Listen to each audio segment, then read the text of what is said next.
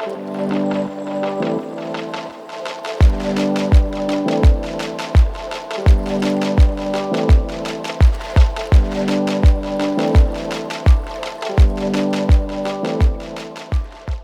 morning. Today I've woken up pretty early. It's now just after 7 o'clock and I'm having breakfast in Beijing's Hutons. Check out what I've got. Some dumplings and some noodles.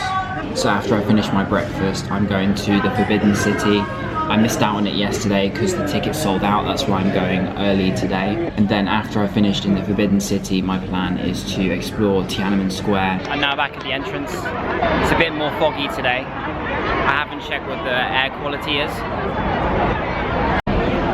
Got my ticket, only paid 20 yuan for it. Always check if you have a student card, the student prices.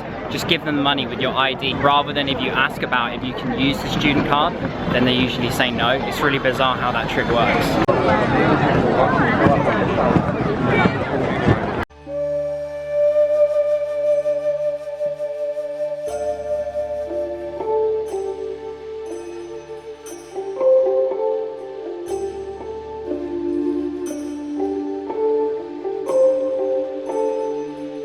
Despite how many tourists there are, you can't really deny how awesome it is. I think that there's so much history, so many emperors ruled here.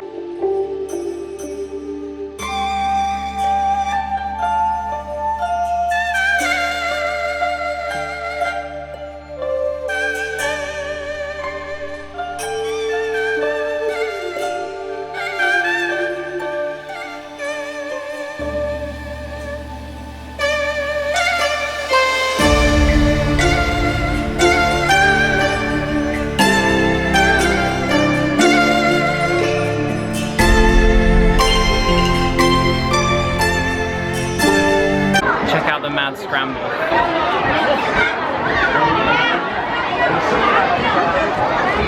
I'm just taking a small break. I've just walked only 2 or 3 minutes to my right next to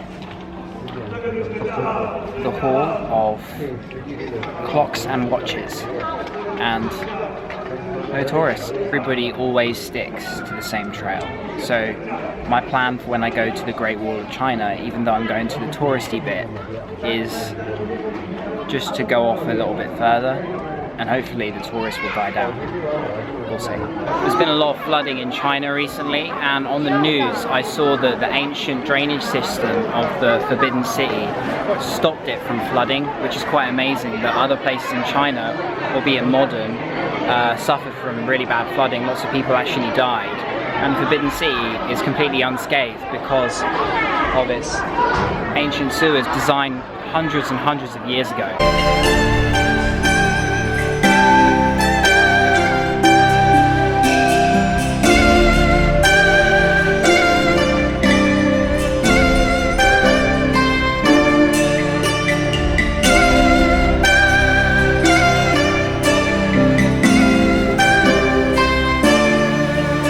So I've come out the exit of the Forbidden City now, but there's one more thing I would like to see. At the top of this mount up here, you can get a view of the whole of the Forbidden City and a bit of the surrounding area. And a few friends have already told me that this is a really good place to go. You can't miss it. I wouldn't have missed it anyway, but I've noticed just by looking over there, a lot of the Chinese tourists, or tourists in general, are just skipping it. They're just going straight home. When you come outside the Forbidden City, there are a load of rickshaw guys that try and scam you. The same thing happened to my brother. See? He's just there, look. Guys like him will try and scam you. Scam my brother. They charged him way extra than they promised and drove him to a completely different place. So, don't trust them. See ya. Tub of watermelon, 5 kwai. Alright, I've just entered Jingshan Park. The park on its own is worth visiting, I think, because it's got 1,000 years of history, not just because of the view of Beijing you get when you reach the top, or the Forbidden City.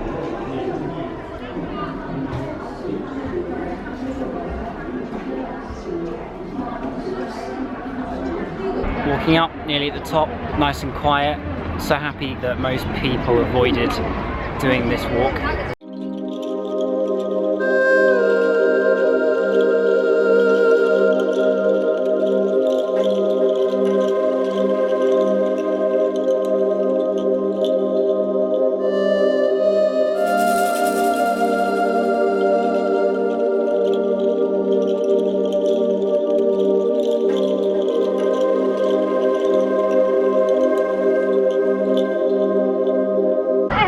be the highest point in the whole of Beijing, and it's right in the center of the north-south axis of the old city.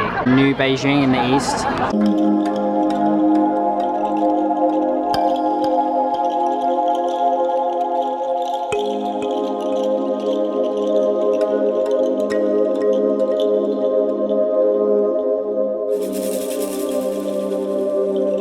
Back at Tiananmen. I'm going to see if I can get onto the balcony on the top there. This is supremely cool. The best view you'll ever get of Tiananmen Square. What a view.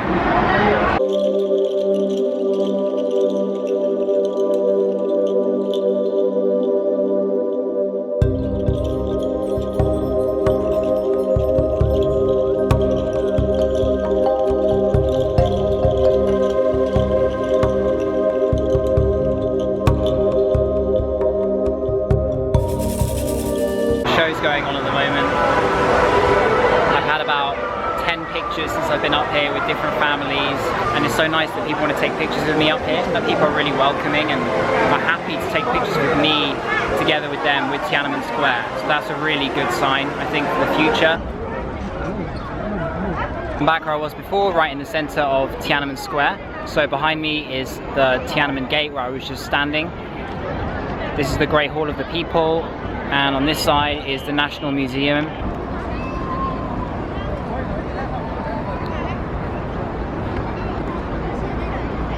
Alright, I'm back at the hostel now. I didn't have time to go to the Great Hall of the People, Mao's Mausoleum and the National Museum because they close at 5-ish and Mao's Mausoleum is only open until 11 AM.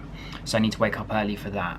I'm just going to chill for a bit here, and then afterwards probably head out, get some dinner, and maybe explore some of the interesting food streets that Beijing has to offer. Now heading into Wangfujing Street, which is an interesting shopping street in Beijing, perhaps the most famous for the strange food as well. I'm now here in Wangfujing. Kind of reminds me of East Nanjing Road in Shanghai. It's really grey and foggy.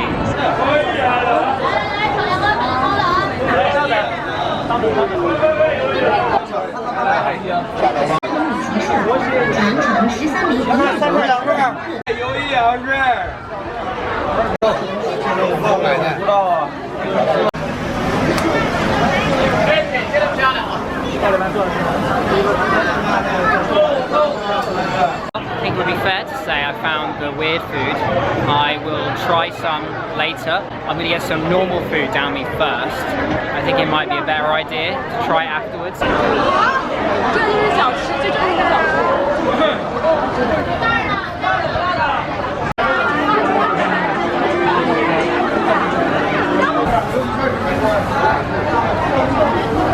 I just tried those gluttonous sticks in the red sauce. I ate about 3 or 4, then threw away because they were just disgusting. Not because they were disgusting as in revolting, just disgusting as in didn't taste nice. Just got myself some fried dumplings.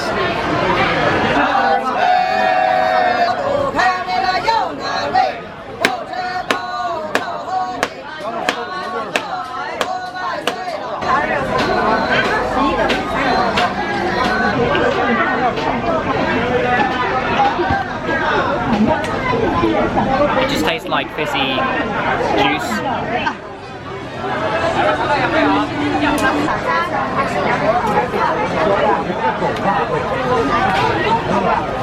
Look what I've got, starfish.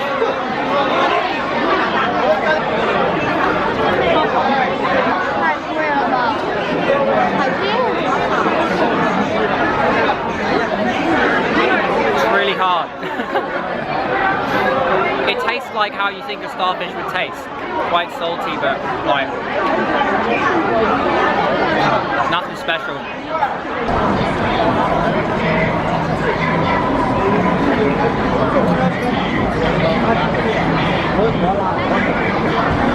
Back to a normal road. Wangfujing, a real shopping street. That was Wangfujing's food side street.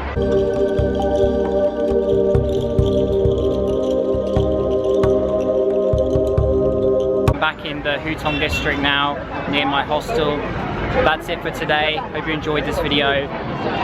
See you later.